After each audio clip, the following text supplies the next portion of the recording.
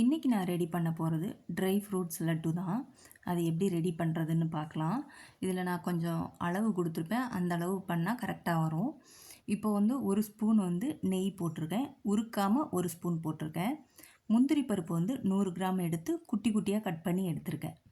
அதே அளவு வந்து 100 கிராம் வந்து பாதாம் இருக்கு இல்லையா, அதையும் குட்டி குட்டியாக கட் பண்ணி எடுத்திருக்கேன். இது ரெண்டையும் ஒரு 10 நிமிஷம் நல்லா வறுத்தரலாம். ஸ்டவ்வை கம்மி பண்ணிவிட்டு நல்லா 10 நிமிஷம் வறுத்தரலாம். வறுத்து ஒரு பாத்திரத்தில் எடுத்து வச்சுக்கலாம். அதுக்கப்புறம் இன்னொரு ஸ்பூன் நெய் ஊற்றிட்டு பாதாம் இருக்கு இல்லையா, அது 100 கிராம் எடுத்திருக்கேன். அதையும் குட்டி குட்டியாக கட் பண்ணி எடுத்திருக்கேன். இப்போ கிஸ்மிஸ் பழம் வந்து கருப்பு இருக்கு இல்லையா, அதில் வந்து 25 கிராம் எடுத்திருக்கேன். அது ரெண்டையும் ஒரு 10 நிமிஷம் வறுத்து எடுத்துடலாம். வறுத்து எடுத்ததுக்கப்புறம் என்ன பண்ண போகிறோம், அதையும் பாத்திரத்தில் இன்னொரு பாத்திரத்தில் போட்டு வச்சுட்டு இன்னொரு ஸ்பூன் வந்து நெய் ஊற்றுறேன். இது வந்து பூசணி விதைன்னு சொல்லுவோம் இல்லையா, அது ஒரு 25 கிராம். வெள்ளரி விதை வந்து ஒரு 25 கிராம் எடுத்திருக்கேன். இது ரெண்டையும் ஒரு 5 நிமிஷம் வறுத்துடலாம். 5 நிமிஷம் போதும். அதுக்கப்புறம் வந்து எள்ளு வந்து ஒரு 3 ஸ்பூன் போட்டிருக்கேன். வெள்ளை கலர் எள்ளு இருக்கு இல்லையா, அது 3 ஸ்பூன் போட்டிருக்கேன். அதையும் வறுத்து எடுத்துட்டு இப்போது வந்து இதுக்கு தேவையான அளவு வந்து பேரிச்சம்பழம் இருக்கு இல்லையா, அது வந்து ஒரு 1/2 கிலோ எடுத்திருக்கேன். 1/2 கிலோ எடுத்துகிட்டு மிக்சியில் வந்து கொஞ்சம் ரொம்ப நைஸாக இல்லாமல் நான் அரைப்பேன். நீங்கள் ரொம்ப நைஸாக அரைச்சாலும் அரைச்சிக்கோங்க. நான் 1, 2மா அரைச்சிப்பேன். அந்த மாதிரி அரைச்சி எடுத்திருக்கேன். இப்போ வந்து ஒரு 2 ஸ்பூன் வந்து நெய் போட்டிருக்கேன். போட்டுட்டு நம்ம அரைச்சி வச்சுருந்தோம் இல்லையா, பேரிச்சம்பழம் இருக்கு இல்லையா, அதை நம்ம இதில் சேர்த்துட்டு ஒரு 5 நிமிஷம் மட்டும் வதக்குனா போதும்.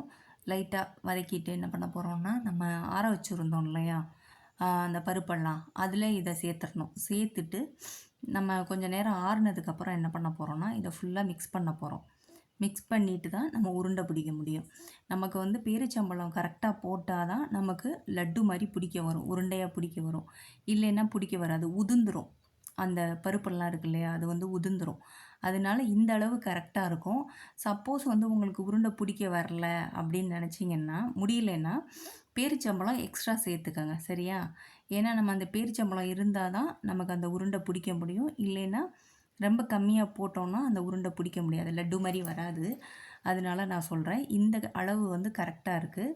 உங்களுக்கு எப்படின்னு பார்த்துக்கங்க. நான் இந்த ட்ரை ஃப்ரூட்ஸ் லட்டு வந்து ரெடி பண்ணி வச்சுக்கிட்டது எதுக்குன்னா, இப்போ வந்து நம்ம பசங்க வந்து ஸ்கூலுக்கு கிளம்புறாங்க இல்லையா, அப்போ வந்து காலம்பரை வந்து கொஞ்சம் சீக்கிரம் அவங்களால சாப்பிட முடியாது.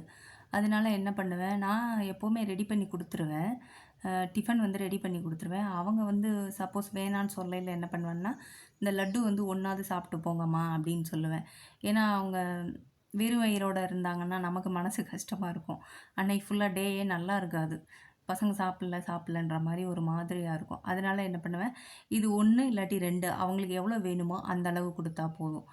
நான் வந்து ட்ரை ஃப்ரூட்ஸ் லட்டு வந்து இந்த காரணத்துக்காக தான் மேக்ஸிமம் நான் ரெடி பண்ணி வச்சுப்பேன். உங்களுக்கும் பிடிச்சிருந்ததுன்னா நீங்களும் ட்ரை பண்ணி பாருங்கள். லைக் பண்ணுங்கள், ஷேர் பண்ணுங்கள், சப்ஸ்கிரைப் பண்ணுங்கள்.